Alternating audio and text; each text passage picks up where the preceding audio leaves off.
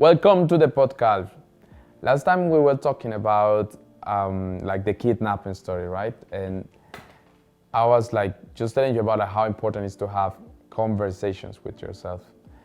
And I think that this is one of like the main insights of my whole trip. You know how sometimes you, for example, are like passing through a hard thing or a hard time in your life, and you actually don't think about just like going to yourself and being alone and so on. Or sometimes like when you have a breakup, right? Like you break up with your partner, or you just finish a job like because of you're fired or because of you just needed to finish. What we tend to do normally is to fill ourselves with a new experience. Actually, that's very interesting because we never learn how to manage uncertainty. And in fact, it's because of most of the educational system is designed to help us or to teach us how to be successful according to the measurements of society, but we never learn how to fail. And we also never learn the importance of failure. That's something that is actually decisive and important when it comes to realize the whole world that is behind understanding the point of not knowing what to do, not knowing where to go, not knowing who we are, not even knowing like what are we good at. And I had a lot of that in my trip. I remember how at one part of my trip, I had to go from North America to Europe. I only had, I think, $350 or something like that to travel.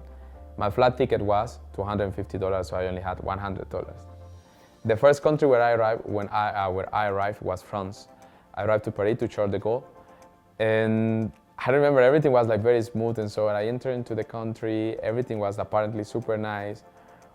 And as I arrived to the country, I started like having this whole fear, right? That this whole like, I don't know how to describe it, like uncertainty, but also like I was like feeling like very hungry, or like my stomach like was aching, and I was like shaking, and everything was happening. And in fact, France for the next 1 month was very challenging. I was supposed to travel with somebody who I ended up not traveling with because we had a lot of differences, but mostly because we had a misunderstanding about the way how the finances were managing the trip. And I remember that in the middle of this conversation, me not having money, me not knowing where to do, what to do, where to go, I ended up staying in a metro. Like one of the nights where I didn't have money, I ended up sleeping in a metro, in the tram actually in Montpellier. And the same time that I was in Montpellier sleeping in the metro, I also got the call. This is before COVID, right? Like this is way before COVID. I didn't even know if it was COVID or not. And I ended up sleeping in that metro. I ended up like trying to ask for money in the streets. So imagine how stereotypical is that, right? Like a Latino comes to Europe and then like ended up like asking for money, or ended up like trying to search for a job, sleeping in metros and things like that and so on. And I was feeling like a failure. I think that many of us will feel like that in a time. And plus the fact that one of the main things in my life has been always like to try to meet a partner or meet somebody who I can genuinely love. And not only in the way of like trying to share moments or trying to share things, but like as a genuine love, right? So back in that time, I was feeling like, hey, I'm like super broke, and I'm also like super lonely, and I don't have anything to do. I don't know where my life is going. I don't know what am I doing. I only have this bunch of bracelets. Am I doing the right thing? Am I really working for the things that matter? All these questions, all the things in the mind, all the things there, and worse, without having money to go back to Colombia. I remember that I sat in one place when I arrived to Toulouse.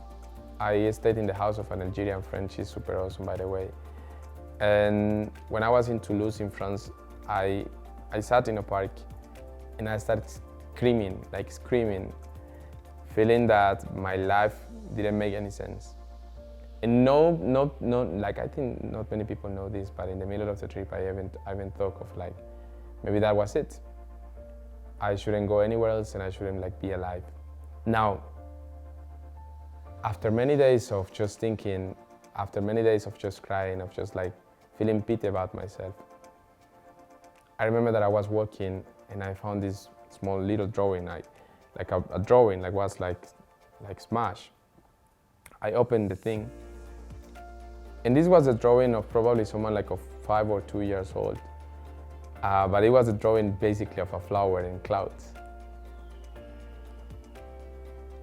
And I remember how when I was younger, I just had a dream of discovering the world and learning things.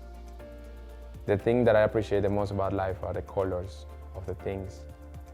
The thing that I love more about who I am and how I was, or how I grew up, is the innocence and the capacity of being curious and being like surprised about everything that happened in the world. And the thing that I believe is my main quality is my capacity or my ability to forgive and to move on and to love. But I forgot that along the way. And for some strange reason, when I look at this drawing, it made a whole lot of sense for me, right? Like I saw a drawing of a flower with clouds, but some way somebody threw it to the floor.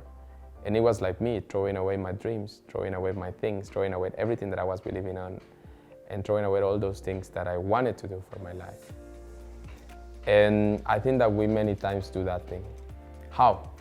When, for example, we have a breakup and instead of like just giving ourselves time to heal, we go next to the next partner, we ended up like not being like effective, responsible, just transferring all that toxicity and all that like pending projects to somebody, all that responsibility to other person that probably doesn't need and is not in the position of like trying to satisfy us or like to do the things that we were supposed to do, but that we post because of we ended up a relationship.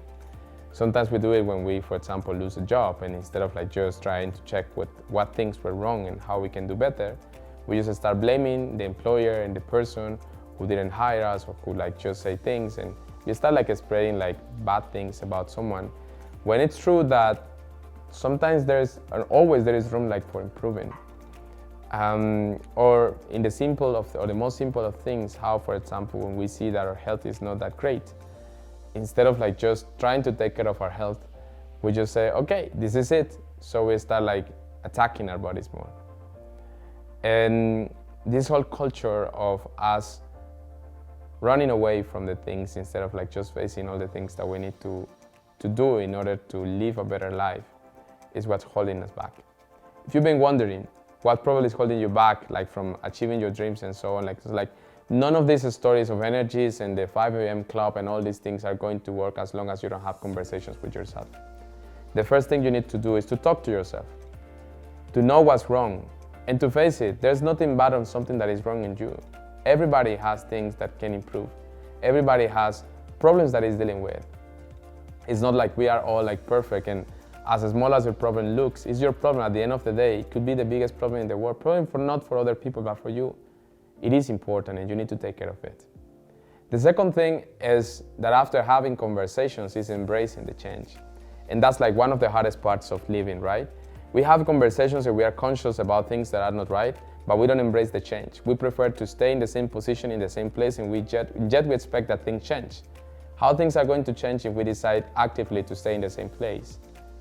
To embrace change means and implies to make sure that whatever comes, we are going to accept it, and we are going to not necessarily be happy with it, but we are going to understand that it's part of life. The third thing after embracing change is being aware of your own vibe. And that's something that we underestimate. Like many times we focus so much on our knowledge and the things that we study in university and so on. Like we go straight to talk about business and to talk about Bruno and to talk about other things. But the whole vibe is, if you don't talk about all these things that you really need to have in your life in order to be happier, and if you don't talk about all these things, like I'm talking about yourself, if you don't talk about all this vibe that you should keep in your life, if you are not aware of like what's your vibe, what are the environments, what are the people, what are the things that really make you happy, and you don't go for it, man, you are going to be in that cycle of like toxicity that is going just to draw you, right? And it's just to take you back like to the same things that you were always in. That's why probably you notice those cycles in which like you always meet the same type of partner and the same type of toxic person that ends up like hurting you, ends up like making your life a mess. You always meet end up in the same situations in which you have like this confusion or you have misunderstandings of things that just move away from things that are not your vibe. To be aware of your vibe, what you need to do is to be open to change, and what you need to do is to have conversations. And in order to move to our next conversation that is going to be about business, I want like just to talk about how important it is to make sure that once you're aware of your vibe, you create your own world. And creating your own world is being able to talk to yourself and telling you, like something that my friend was saying the other day. Like, I have this amazing friend that said that life has no rehearsal, right? And it's only one. And that's super true. At the end of the day, like, when are you going to be able to rehearse for a better life? Never. Live it, enjoy it, make mistakes, feel happy for it, and be proud of it, because that's what's going to take you to the next level in life.